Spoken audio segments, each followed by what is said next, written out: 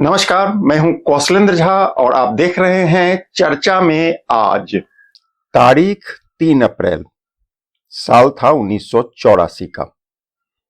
Soviet अंतरिक्ष यान से भारत के अंतरिक्ष यात्री वायुसेना के पूर्व पायलट राकेश शर्मा अंतरिक्ष में कदम रखकर इतिहास रच देते हैं। उन दिनों भारत में श्रीमती इंदिरा गांधी प्रधानमंत्री हुआ करती थी। प्रधानमंत्री इंदिरा गांधी ने अंतरिक्ष यात्री राकेश शर्मा से बात की थी। ये बड़ा दिलचस्प बातचीत है। स्क्वाड्रन लीडर राकेश शर्मा, सारे राष्ट्र का ध्यान आपके तरफ है और हम सब आपको बधाई देते हैं। यह एक ऐतिहासिक कदम है। मेरी आशा है कि इससे हमारा देश अंतरिक्ष के प्रति जागरूक होगा और साथ ही हमारे युवकों को साहसिक कार्य करने की प्रेरणा मिलेगी। प्रश्न तो आपसे बहुत से पूछने हैं, लेकिन थोड़ी से पूछती हूँ। ज़मीन पर तो आपकी ट्रेनिंग बहुत कठिन रही और एक वैसा ही वातावरण बनाया गया जैसे कि अंतरिक्ष में होता है। अब आप वास्तव में अंतरिक्ष में हैं, तो क्या वैसी ही हालत है या कुछ अलग लग रहा है? सोवियत संघ के अंतरिक्ष यान स्वेज T-11 से पृथ्वी की परिक्रमा करते हुए स्क्वाड्रन लीडर राकेश शर्मा ने तत्कालीन प्रधानमंत्री श्रीमती इंदिरा गांधी से अपने ट्रेनिंग को लेकर क्या कहा?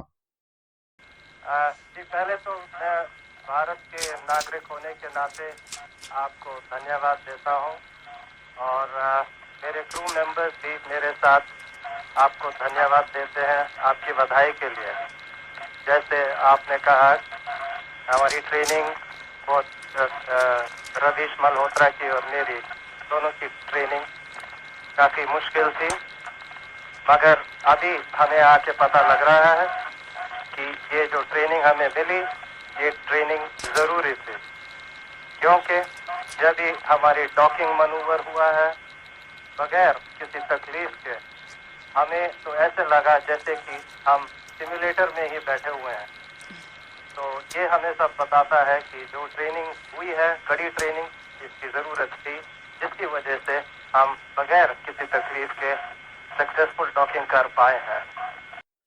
स्क्वाड्रन लीडर राकेश शर्मा उन दिनों करीब 8 रोज तक अंतरिक्ष में रुके थे और डॉकिंग भी किया था। प्रधानमंत्री इंदिरा गांधी ने जब उनसे पूछा कि ऊपर से भारत कैसा दिखता है, फिर स्क्वाड्रन लीडर राकेश शर्मा ने जो कहा वो गौर करने वाला है।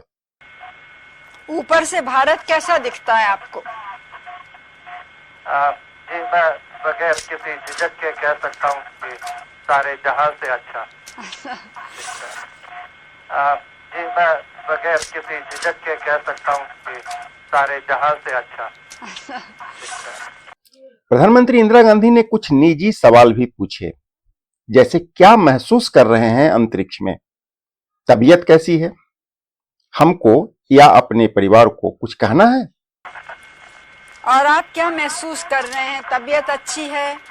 आपको, हमको या अपने परिवार को कुछ खास कहना है? स्क्वाड्रन लीडर राकेश शर्मा ने अंतरिक्ष से जो जवाब दिया वह काबिले तारीफ था। स्क्वाड्रन लीडर राकेश शर्मा ने अपने भोजन के बारे में भी दिलचस्प जानकारी प्रधानमंत्री से साझा किया है। बड़ी मेहरबानी जी, कहना चाहता हूँ कि तबीयत बिल्कुल ही अच्छी है। ज़रूरत से ज़्यादा खा रहे हैं हम। इनफैक्ट कल जब ये हमारी डॉकिंग इधर हुई, जो यहाँ क्रू मेंबर्स ऑलरेडी थे, किजेम, वलोदिया और अलेक, इन्होंने हमारे लिए खाना तैयार किया हुआ था, टेबल पे बिछाए हुए टेबल कवर, तो फूल तैयार किए हुए थे, प्लास्टिक के थे, या फ्रेश तो मिल नहीं सकते, और गरम हमने खाना खाया। कोई प्रॉब्लम हमें यहाँ नहीं महसूस हो रही है, वेस्टिबुलर प्रॉब्लम कोई नहीं है, और सब हम बिल्कुल मजे में हैं, जैसे आप देख ही रहे हैं। यह ऐतिहासिक वीडियो महज संजोग मेरे सामने आ गया। मुझे जानकारी दिलचस्प लगी, लिहाजा इसको आपके लिए KKN पर साझा कर रहा हूं। इस बातचीत में प्रधानमंत्री इंदिरा गांधी ने स्क्वाड्रन लीडर राकेश शर्मा और उनके साथियों की इस ऐतिहासिक अंतरिक्ष यात्रा की खुलेआम सराहना करते हुए जो कहा वह आज के भारत और विश्व के लिए एक महत्वपूर्ण संदेश है। आप खुद सुन लीजिए तत्कालीन प्रधानमंत्री इंदिरा गांधी ने तब क्या कहा था? आपके कार्य का बहुत बड़ा महत्व है। इससे बाह्य अंतरिक्ष के रहस्य खुलेंगे और हमारी धरती के पर्यावरण पर उसका सीधा प्रभाव पड़ेगा। ज़रूरत की अन्य सूचनाएं भी हमें मिलेंगी। हम चाहते हैं कि इस ज्ञान का प्रयोग विश्व कल्याण और शांतिपूर्ण उद्देश्यों के लिए हो। विंग कमांडर रवीश मल्होत्रा ने भी बड़ी मेहनत की, उनकी भी हम प्रशंसा करते हैं। आपकी उड़ान भारत और सोवियत संघ के बीच मैत्री की एक सुंदर मिसाल है।